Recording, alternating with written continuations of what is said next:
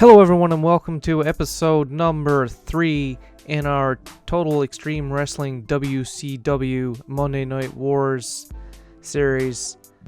Alright, so I hope you all enjoyed the last episode and we will pick up from there. We have WCW Saturday Night in 4 days, so we'll proceed to that. So something interesting to note here, the NWA World Heavyweight Championship has been vacated. And news was just broken that Dan Severn has been stripped of the NWA World Heavyweight title. So that's interesting coming out of the NWA. Let's see. Inside sources claim that the WWF have made several offers in the past 2 days as they look to expand their roster slightly.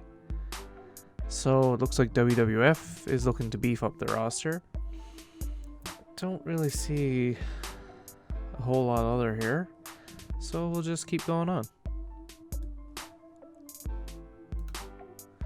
Okay, so bit of interesting news here. The NWA Wild Side, that is our developmental. We gave them the name of Thunder for their show, as you know, just for the time being, and we'll just take a look at the first night on Thunder. So just remember now, this is our developmental. We had Juventud Guerrera defeating Super Crazy for 62, so that's a pretty impressive match.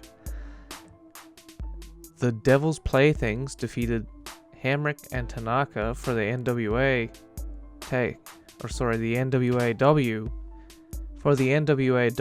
Team Championship titles.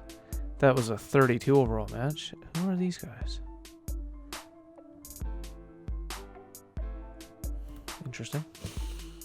Alright, so Hot Stuff Hernandez defeated Chris Harris for the NWAW World Junior Championship title.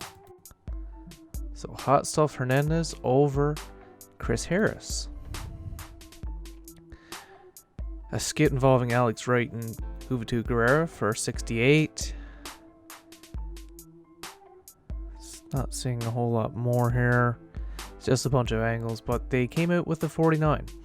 So, I'm not sure if I mentioned in the last episode or not, but we did create our own network. So we have the WCW network, and basically it's just a subscription channel that people can tune into, similar to what the WWE network is like today, just the actual cable version of it. So you don't get to select different things you want to watch, it's just, constant WCW programming. And here we go. Sylvester Stallone is coming to WCW. We had to give him quite a bit, but he's coming in. We have him for 6 years, and I think that we could really get him going with Hulk Hogan at some point, but we'll have to wait to see here. Okay, so Scott Hall went up, Kevin Nash went up. Alright, so WCW Saturday Night is upon us.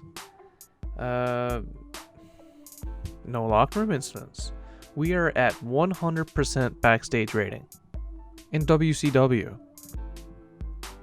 100%. Just let that sink in. 100%. Wow. Once again, we're gonna look for some of WWF's territory, right? Some of the places like Great Lakes, that's going to be a lot of work. So we're going to avoid those for now. Like New England, okay? So we can draw 3,000. Let's find us a nice arena, 4,000. Here we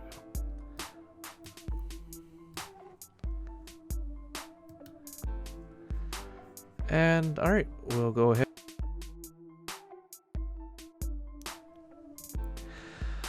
Alright, so we are ready to see the results of WCW Saturday Night.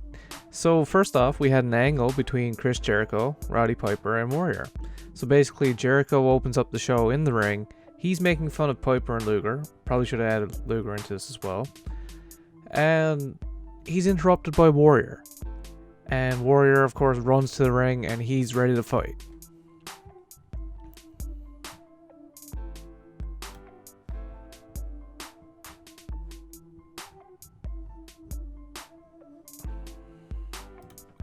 Okay, So we're going to complete the gimmick change for Roddy Piper. Okay, so it's got initial average. Okay, that's cool. But the next matchup, we have Chris Jericho and Warrior, and Jericho defeats Warrior by submission with the Lion Tamer at 12:22. And as we can see, Warrior visibly tiring towards the end. Beal McKillicuddy done some good work at ringside, so that's good for Warrior. Jericho turns in a 76, Warrior with a 60, and the storyline's advanced with this segment. So, not a horrible match, 66, so it's kind of meeting in the middle. Alright, so another promo backstage. Alright, so a promo backstage, we see This is a promo backstage, we see Raven, and he's kind of in this creepy, dark, dingy room, and he basically announces that the Flock will be joined by hardcore legend Terry Funk. So, and basically in all this, he also says, Benoit, Malenko, I want you guys out there tonight. And through this all, in this promo, he also issues a challenge to Malenko and Benoit. He said that him and Perry Saturn would take on the both of them, and that would be coming up next. So as we return from commercial, we have Benoit and Malenko taking on Raven and Saturn. And so it ended in a DQ when Raven got intentionally disqualified while fighting Chris Benoit. So obviously he must have used some sort of weapon. And during the match we saw Terry Funk run in. He attacked Benoit and he attacked Malenko. So you have the newest member of the Flock and Raven and Saturn standing tall. And as we look down at the matchup, Malenko turns in a 76, Benoit with a 79, wow, Saturn with a 71, and Raven with a 76. So these guys are well on their way to becoming big names here in WCW. Alright, so on to our next angle. We have Eric Bischoff. He's running around crazy backstage, but DDP catches him and he says, listen, I want Disco Inferno tonight. After what he done to me on Nitro, I'm getting some retribution. So basically he's telling Bischoff, said, get that guy in the ring, I'll even put the title on the line if that's what it takes. So as Bischoff is running away, DDP is of course chasing him, making sure that Disco Inferno meets him in that ring. Eventually Bischoff says, DDP, go to the ring and just wait.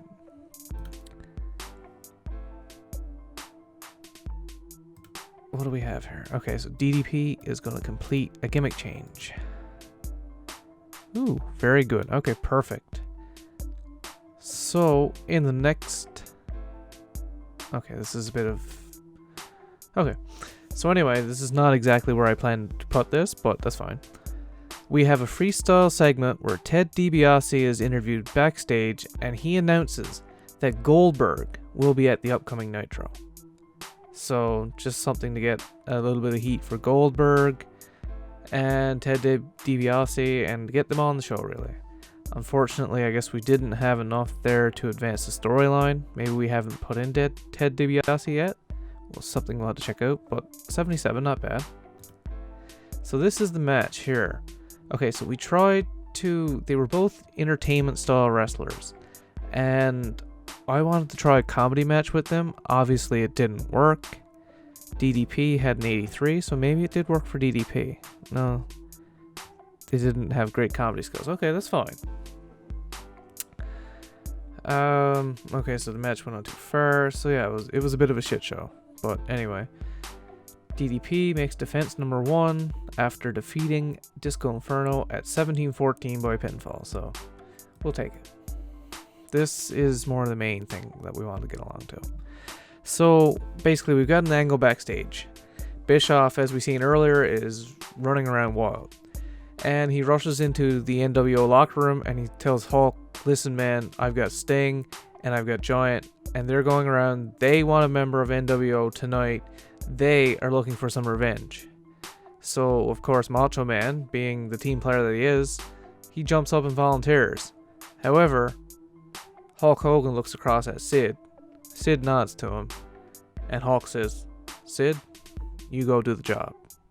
So, Sid chosen over the Macho Man. Once again, some more story added to Macho Man's future face turn. So we had some segments here that advanced, so that was good. Hulk Hogan was a real star, and Savage and Elizabeth have great chemistry, and it also made the crowd hot. So let's see how that would pan out into our main event. Okay, what do we have here? Okay, no, he's not ready to turn yet. We have a 77 overall. We had Sting with a 95. 95, wow.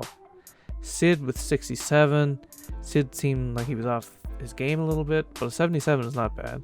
We're just talking about Saturday night WCW here. Okay, so Sid penalized for inconsistency, penalized for stamina, penalized for lack of selling, and he was capped for a short match length. Okay, so Sid can go a bit longer than I thought. Alright, that's fine. We'll try to remember that for the next time. And we got an 81 overall show, so not bad for WCW Saturday night. Okay, so it is time for Monday Night Nitro. And before we get started, there has been a WCW locker room incident involving Ric Flair. Okay, so Ric Flair brightened the mood backstage after doing several funny cartoon drawings of his colleagues. So good on Rick. So we're up to a 97, that's not bad, we'll take it. I think we'll stick to our pattern of up around like the Great Lakes. Let's take it to the Great Lakes. No, actually we won't do that. Okay, we'll go Midwest. And we want something that can handle about 15,000. 15,500, and we are going to Iowa City.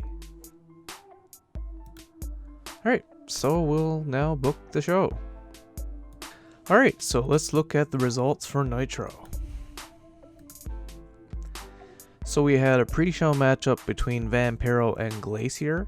So Vampiro defeated Glacier at 8:49 by pinfall with nail in the coffin. So they went for a 42. We see Vampiro coming in with a 42 and Glacier with a 48. So Vampiro with, I think he has about 15 pop in most areas to come in with a 42. That obviously means that there's some potential. So definitely look forward to building up Vampiro. Alright, so we kick off the show with Paul Ellering, and he comes down with the Steiner brothers, so they have themselves a new manager, and they position themselves at ringside for the upcoming number 1 contenders match.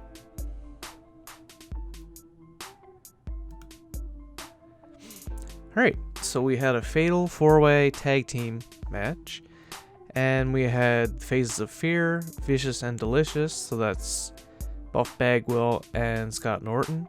We had the Nasty Boys and Harlem Heat, and they battled for a 72 rated matchup. And we have the Faces of Fear defeating Vicious, Delicious, Nasty Boys, and Harlem Heat.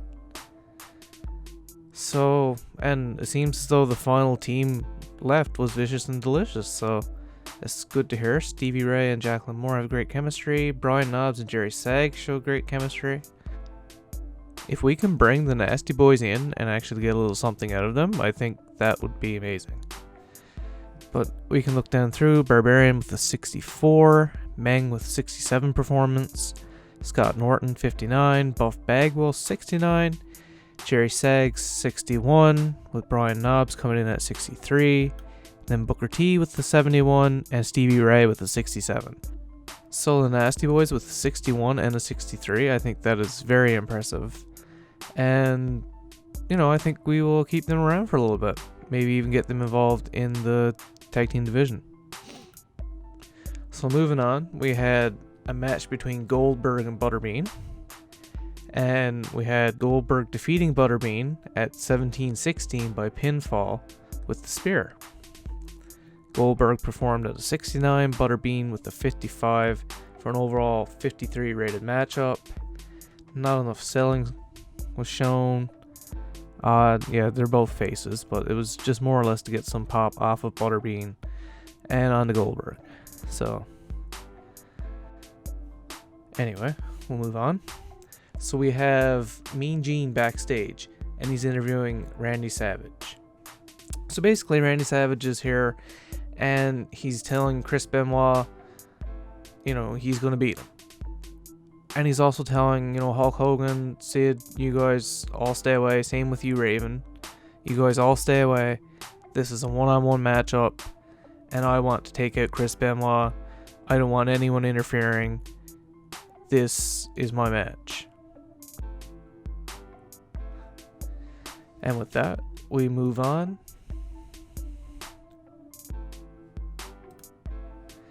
We have Chris Benoit and Randy Savage fighting for 78, with Randy Savage defeating Chris Benoit at 12:35 by pinfall.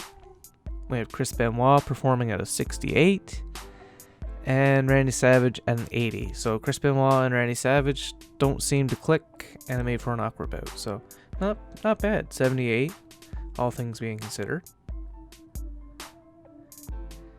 And so before we go on any further, I should actually update this.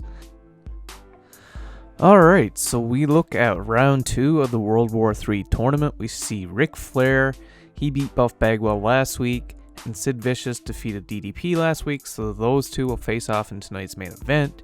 And of course, the matchup we just seen, Chris Benoit and Randy Savage. Of course, Randy Savage won that matchup, but Chris Benoit previously defeated Raven to get where he was, and Randy Savage defeated Big Boss Man last week. So it looks as though the finals will be Randy Savage taking on the winner of Sid Vicious and Ric Flair later in this episode.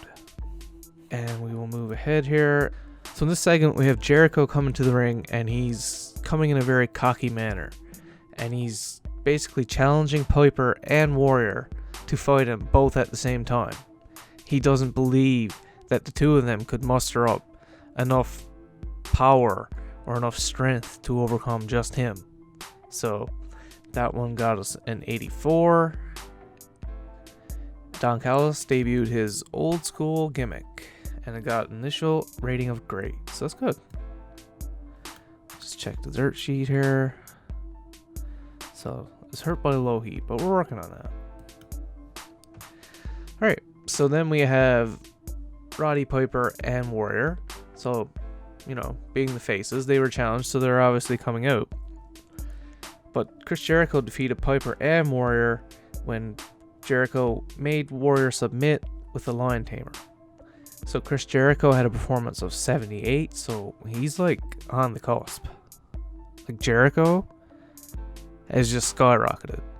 His pop is only about 63 or something, and he's already showing us matches of 78. So the potential is just limitless here. So Jericho with a 78, Warrior with a 60, not too bad, and Piper, you're leaving, you're on your way out, but 66, not bad. I'll take it. We'll just take a look at the dirt sheet here. Piper, low momentum, yeah.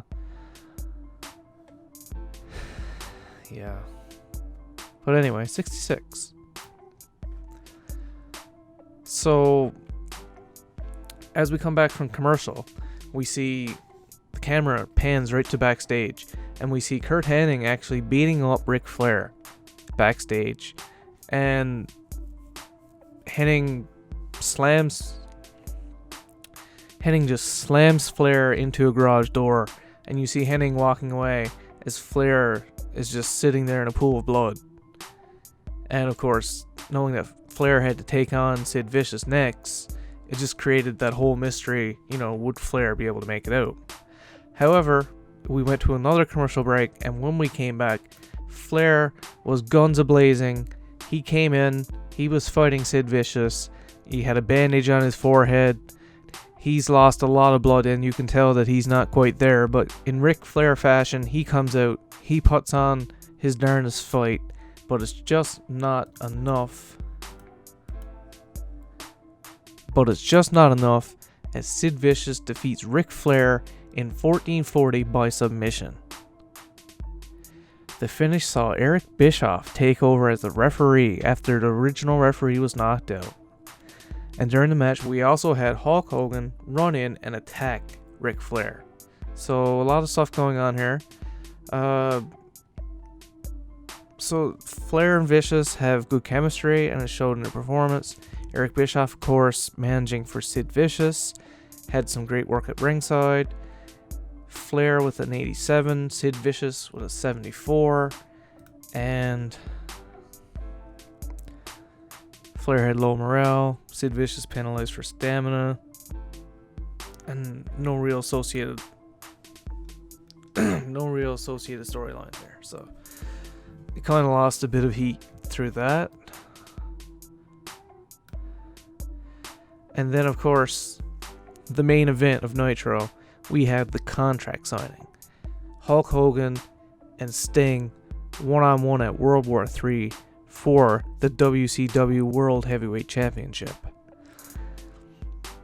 So, of course, Hogan comes out first, and Eric Bischoff is already waiting in the ring when we come back from commercial. And with Hogan, he has Nash, he has Hall, he has Sid Vicious, and the Macho Man. And then we see Sting come out, and he's got not quite as much backup, but he has Lex Luger with him. And basically, Sting signs the contract, passes it over to Hogan. Hogan looks at it and debates it for a little while. And inevitably, Hogan signs it and throws it back into Sting's face as the NWO get up and leave the ring. And we see the final picture, or the final shot, is just Sting and Luger standing in the ring, watching the NWO exit up the ramp. So 100 rated performance here. And we have Sid Vicious getting better at his gimmick. Savage and Elizabeth have great chemistry, so that's good. Hogan is a real star in the segment. Bischoff was underwhelming. Scott Hall underperformed. Lex Luger underperformed. But both storylines advanced. So, a great segment to end it off.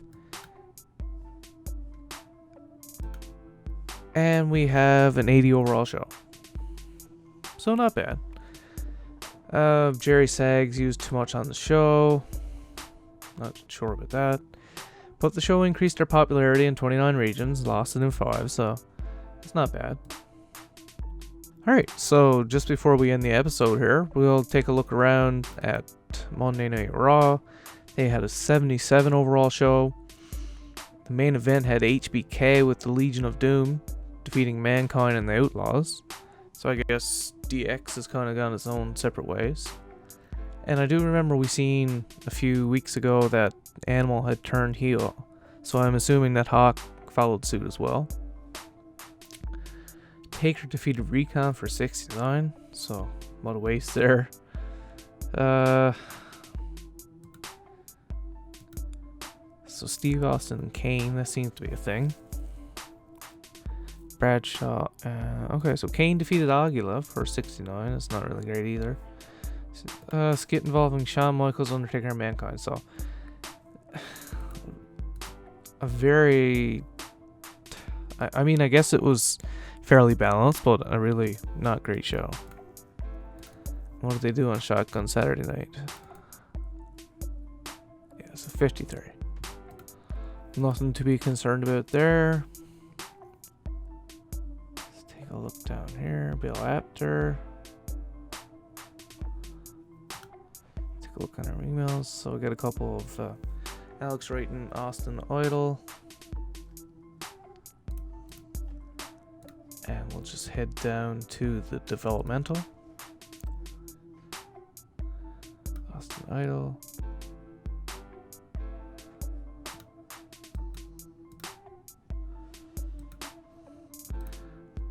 Alright, bud. If you want to get called up and probably job out to Vampiro, I'll bring you up. Not a problem.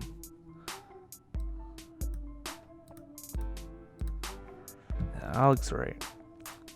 We're still working on some of his skills. We'll go to technical now.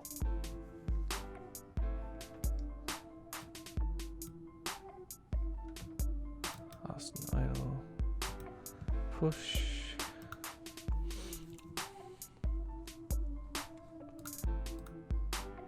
Occasional. Okay.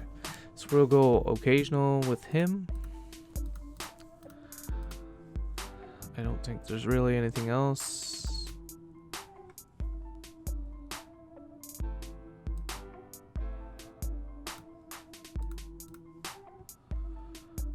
Alright, so what else should we check before we leave? We can take a look at our storylines just to see what kind of heat we're getting here. So it seems like our main... Well, actually, this is actually a side one, so... But that's the Giant taking on Kevin Nash and Scott Hall, so... 93, that's pretty good. Benoit versus Raven and the Flock for an 82. That's still pretty good. DDP and Disco Inferno for 69. And this is going to be a tough one to... it's going to be a tough one to get up. Because although DDP is really good, Disco is way down there in the card. Not that I don't have confidence that he could do it, but I just don't think so.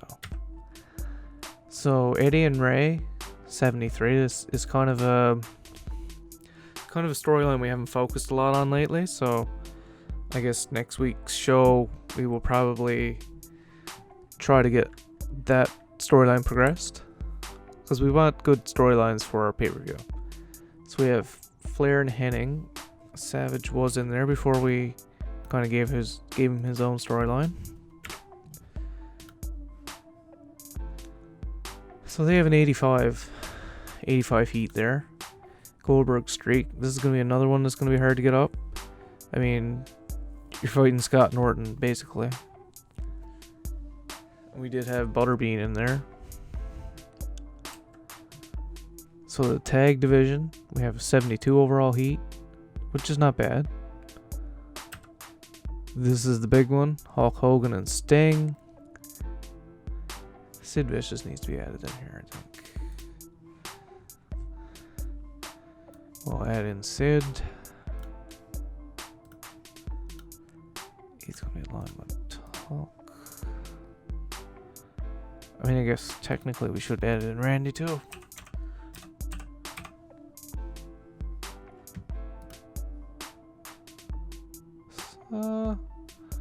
I don't know, maybe not.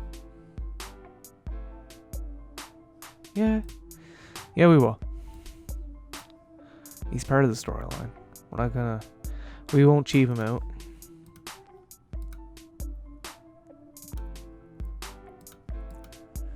I guess he's not really aligned with anyone right now. I mean, he kind of is with Hogan, but not really. So obviously we know this one didn't take off because Finlay is already gone. Jericho with the 66. I mean, he's really trying. He's got to carry Piper and Warrior. So, you know, he's coming in with high 70s and stuff. Probably going to look at getting Chuck Norris in with him too. I mean, because the whole storyline is just Jericho turning heel, so...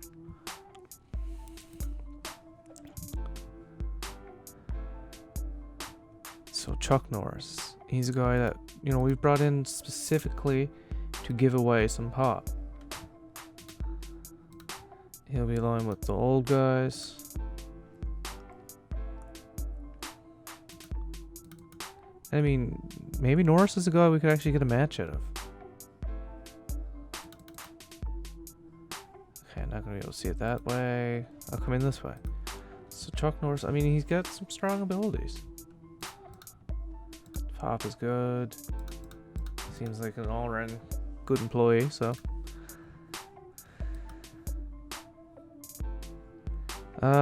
Okay, we can look at some pop swings, I guess.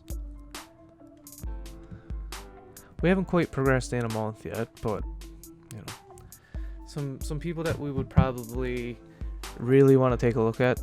Definitely Chris Jericho. He's got about a 65 pop now. And I know that's fairly up there, so.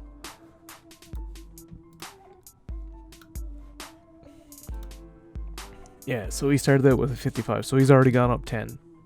And we're not even out of the first month, so we've got that. Benoit. I think that's pretty much where he started, if I'm not mistaken.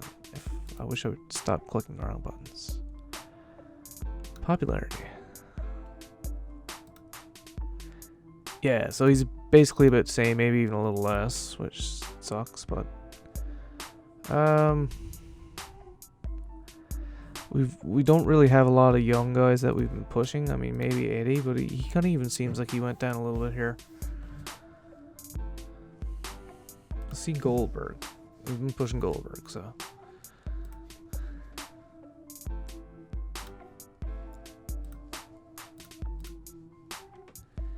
So 46, and he is now 51. Okay, so he's moving up rather quickly too.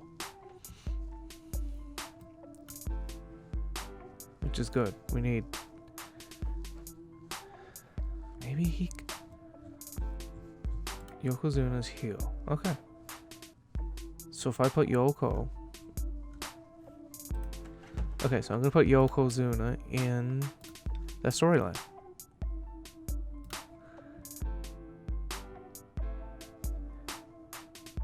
Goldberg streak, okay.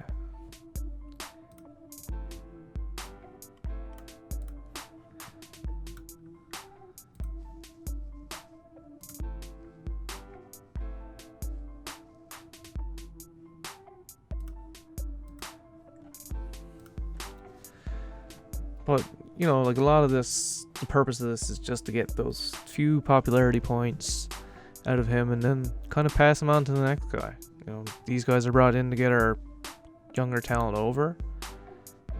So we had a look at Goldberg there. Hulk Hogan. You know, he's 96. I've seen him at 100 before, so I think he's doing pretty good. Having Nash. Like, these guys, I think, are really benefiting from the storylines. Let's just take a look. Crack. Yeah, so he started at an 84, he's up to an 87. And let's wait and see if there's anybody else I'd like to take a look at along the line here. Maybe Meng is doing pretty good. Curious where he started off. 58. Okay, so he hasn't really moved.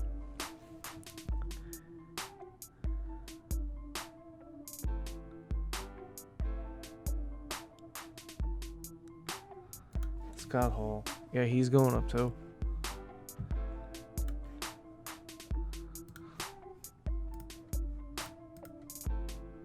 Yeah, he started off with 84s and he's getting 87s and 85s, 86s, so he's on his way up. It's like we do have a couple people that I'd like to push. Regal's definitely one of them.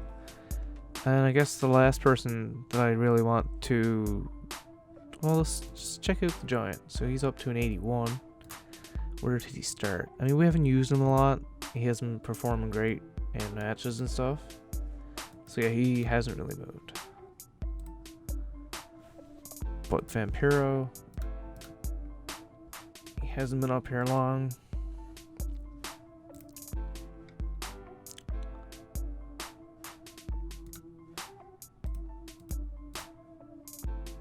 So he came up with all 16s and 121. And right now we have a bunch of 17s. There's a 21, there's a 28. So yeah, I mean, he's getting... I gotta change that picture.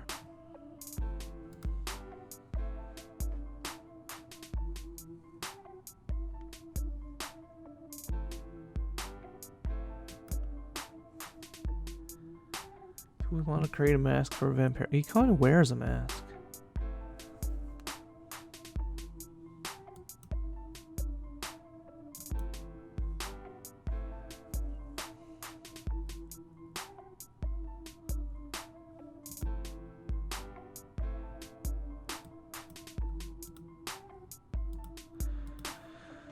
Alright, so he's using a mask here in WCW, but it's basically his face paint.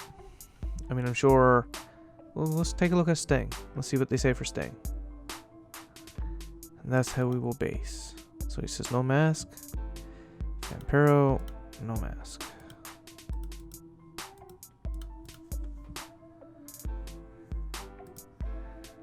Alright, so I think that's all we have for this episode. I don't think we have any negotiations going on now. Like, all of our people is signed, so, you know, we're going to have Sylvester Stallone coming in soon. But we're not quite ready for that yet, because he's going to come in and he's going to be in the main event picture, but Sting and Hogan are still there, so maybe it's Hogan's next opponent. We'll see. The Hurts are coming in. They are also coming in as faces. So that could be an opponent for either the NWO, or maybe if we get Bischoff branching off with his own little faction, maybe that could be a good one. But anyway, as of right now, that's all we have. Until next week, I hope you enjoyed the episode, and as always, tune in again and have a great night.